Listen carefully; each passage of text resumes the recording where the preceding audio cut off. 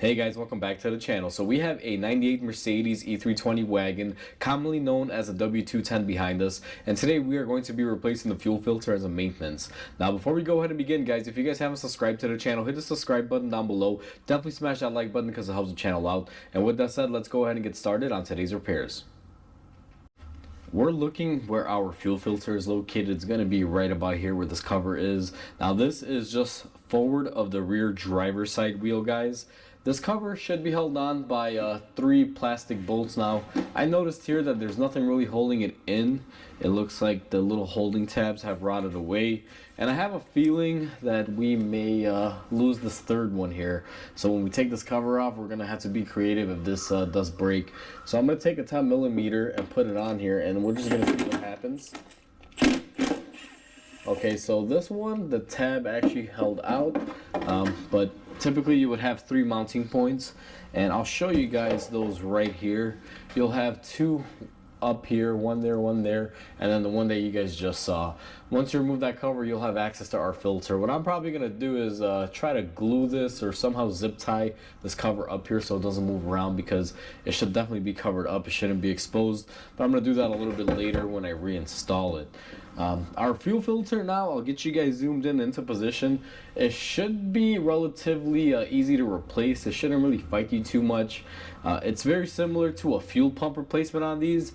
They basically just hang the filter in using these rubber grommets. It's quite simple. These slide right off. You slide your filter in, you got a couple lines, and you call it a day. So what I'm gonna do is go ahead and get you guys set up, get some tools, and we're gonna replace this fuel filter. So we are ready to tear into this. Now I will tell you this, I believe someone has been in here before, simply because these clamps have been switched out. As you guys will see, they are not original, or at least I don't believe they are. Plus this filter, it looks like it's been replaced before. It looks fairly new, but we're going to be doing this as a maintenance. Where I'm gonna start, and I don't know if the sizes are gonna be realistic for you on your vehicle, because this may have the one-time use clamps like Mercedes typically uses, not these worm gear styles. But this one up here is a 1/4 inch. We are going to go ahead and loosen that line up, and then the other 2 lines that we need to loosen here are going to be an 8mm, and we are going to just go ahead and loosen our clamps until we see a little bit of movement. Now I'm glad and happy that someone has been in here and they switched these out, because sometimes the Mercedes clamps that originally come in here, they can be quite a nuisance to work with, because you always got to replace them. If you guys saw my fuel pump video on this particular car, you will see what I'm referring to. That had original factory clamps. Now on these aftermarket ones, what I like to do after I loosen them, I try to wiggle them just to see if they have opened up, because sometimes they are prone to sticking, and these are. That one's loose. So what I'm gonna have to do is grab some pliers, and we're gonna have to wiggle these off little by little. Let me go to my bench here and grab some tools, and I'll be right back with you guys. So a quick tip for you guys before we go ahead and disconnect any of these lines is you want to know which line goes where. This car has 4 lines that go onto this fuel filter. That's about 2 more than usual that you'll find on most cars, and you will notice that they are all different sizes. Now this shouldn't really matter too much because these lines conform to a certain way, but what I like to do is take a marker or a paint pen in this scenario, and I'm gonna mark our 2 lines that go up top, just so that way I have a good reference. So I'll know the ones that have the white mark are above the 2 other ones that should be towards the bottom, if you guys can make that out. It's just a really good tip, and I share this with you guys because it can definitely help you when you're doing this. So what we're gonna do, since these lines are frozen on here, we're going to take some pliers, and we're just going to gently wiggle our lines off. Now this line, I'm assuming will come off without an issue. I believe this is a vacuum line. I don't believe any fuel flow goes through that. This thing has a diaphragm system built in, and I believe that's what that is there to control. Now make sure you have something underneath to catch any fuel spill from this, guys, because there will be some fuel leaking out of here. Now these clamps are pretty seized on here. This is what I hate about doing this, is simply trying to get these loose and free. There we go. We're just spinning it. I don't know if you guys heard that little noise it made. And what I'm gonna do is grab our fuel filter here and see if we can wiggle it off. Now these clamps can be stuck on here as well, which I believe this one is. So unfortunately, I think I might have to wind up throwing away these clamps or replacing them. Let's just see what happens here, because right now she is not wanting to come out. So I'm gonna grab a little pry tool to see if I can get it off with the clamp, so that way I don't have to replace them here. See, we're just gonna use our little pry bar, and we're gently going to push back on it as we pull. Now I do see it coming off, but it's being a little stubborn, and this is right at the end where it'll normally curl up, and I wonder if that's because the clamp is not allowing it to go out all the way. And my clamp is maxed out. It cannot go any more than that. And I think what I'm gonna have to do, guys, is we're gonna have to sacrifice these clamps. I believe I'm going to have to take them off, because they're not gonna help me remove them. They are frozen to a certain point that they won't release, and on these, once you unscrew them all the way, they pretty much become junk. Now I'm gonna give it a couple threads there in hopes of saving it, and let's see if we can open this up a little more, if this will allow it to, and see if we can just wiggle it off. Now I'll be honest with you, I would normally just replace them, but these are fairly new and they've already been replaced. This is the style that I would normally go for once I take off the factory ones. Now that we got that hose off, and it was just a little bit more on the clamp that we pretty much had to unscrew and it let loose, we are ready to do our other side. Now this side, I anticipate similar things, and our filter did move a little bit. That's why you guys are not able to see the rest of it. And what I'm gonna do here is the same thing. We are going to just try to loosen our line or our clamp. This side's a little bit more difficult because you do have that upper hose in the way as well. But if you just get in there, give it a jiggle, it should come off. And let's see if this line will come off. Now be careful, this side may have more fuel than the other side. Typically there's an inlet and an outlet, and one of them has a lot more for you than the other side would.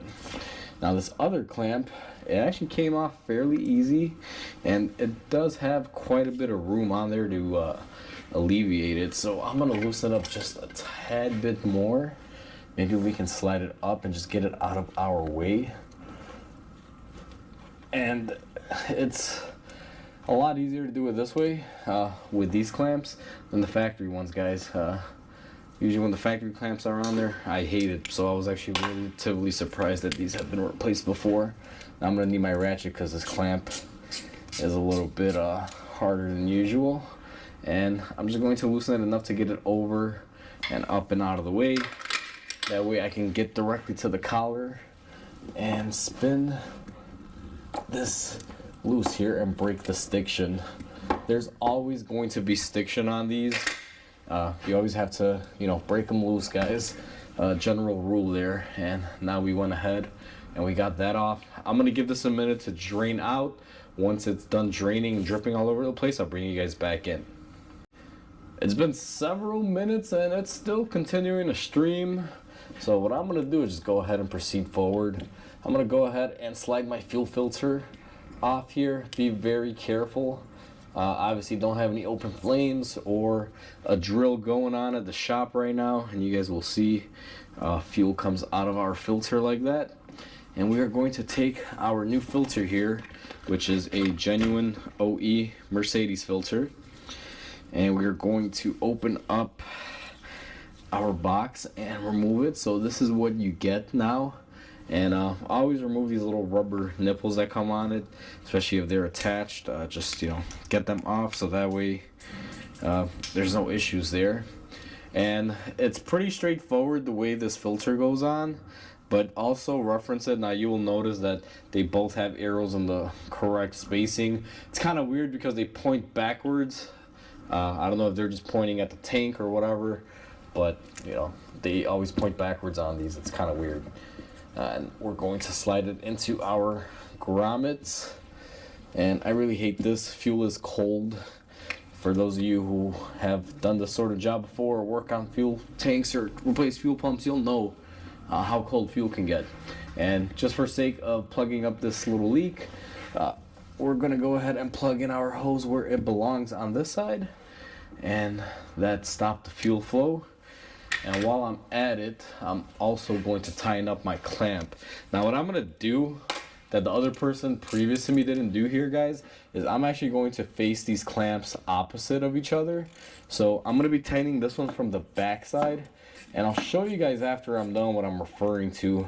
Because if you notice before, all the clamps are facing out this way, but sometimes it can get really tight for room if you were to do it that way, especially when you have more than one clamp. So I'm gonna position it this way here, and I feel this will make it easier for the next guy, or for me if I'm the one who's doing this filter next time. Just makes it a little cleaner. Some mechanics, when they work, they don't really give it much afterthought of, hey, what if I gotta go back in here? How do I make my life easier? Or what about the next guy? They'll just do whatever they gotta do to get it done and not care. Now we are going to install our secondary hose, and we need to put this in a little bit of an angle. When I installed my filter, I got it a little too high. So what I'm gonna do is just try to spin my filter in our housing just like that, and go ahead and install this bottom line for this side. And it's kind of slippery with the fuel, so we got that on there. That is good to go, and we are going to go ahead and tighten up our clamp on here as well. And my motto is always install the line and clamp it. This eliminates you forgetting something and possibly having a leak down the road. We're all human, and it's easy to forget sometimes, so I go ahead and I make sure these two are tight. Now that those two are tight, I'm gonna move on over here, and I'm gonna go ahead and install this one that has a clamp, which is an actual fuel line and not a vacuum line. So what I'm gonna do is slide it on there, give it a wiggle, and see if I can't reposition this a little bit here so it doesn't hit my line. All right, let's see, right about there, I believe should be good. And we're gonna go ahead and clamp this down. These are just hand tight. Do not use a gun on these. They will break easily. They're just stainless steel clamps. I always tell people, don't go too crazy with them. Once you feel a little bit of pressure, like I am right now, you are pretty much golden, and I would call it a day and stop it. Now we have our vacuum line that we are going to install, and make sure that we route this incorrectly. All right, so I know it was coming in from the back before, but now I'm gonna route it towards the front because I see the main tube here is a little rotted out, so I just want to cover my bases. And one thing that I'm gonna do that I believe the other guy before me didn't do and the factory never did on these is we're going to go ahead and put a small little clamp on here in the form of a zip tie for this vacuum line, just in case it ever decides to pop off. It's better to have something holding it and serve some sort of pressure on there than nothing at all. So I went ahead and I put that on there and tightened it up. We're just going to cut the excess off. I really hate it when guys do not cut their zip ties off. It's the most annoying thing. Like, why would you just leave it hanging? It's a pet peeve of mine. So now that we got that cut nice and straight, what we're gonna do is go ahead and test it out. Now I'm not gonna show you guys how I test it out in the video, but simply you just go in the car, turn the key to the on position, do not start the engine, and you're just gonna listen and see if you have any fuel leaks and look down here and check. I'm gonna do that off camera, and I'll bring you guys back in. Now that we verified we have no leaks and everything is good, what we are going to do is reinstall our cover. Our cover is missing two of the holders. It's just kind of flopping in there. I'm gonna have to think of a creative way to get this to stay up. But first and foremost, what I'm gonna do is at least install the one rear bolt so I can hold it up here, and now that it's firmly in place, I can think of a great way to tie this up. So I'm gonna sit back and look at this, guys, because this is where I gotta look at everything and see how I plan on attaching this, because I can see this making road noise down the road, and I definitely don't want my customer to have to deal with any issues or anything. So just to show you guys, in order to fix this so it wouldn't just wobble down here, I saw that there was a bracket up here on this panel, and it overhangs a little bit. There's a little bit of metal sticking out. So what I did was I just went ahead and I attached a sheet metal screw to that, and then I pulled it out. I went ahead and I hit everything with some oil so that way it won't rot up or anything, and that should be able to take care of our cover issue. I was planning on zip tying it, but there's no good place to zip tie it. I can't really zip tie anything to brake lines and fuel lines. I definitely don't want to do that, so this is the next best thing. I went ahead and I treated the hole so that way it doesn't rot out or anything in the future, but that's as good as it's going to get to try to protect this filter from being hit. So that pretty much sums up this video, guys. We are all said and done.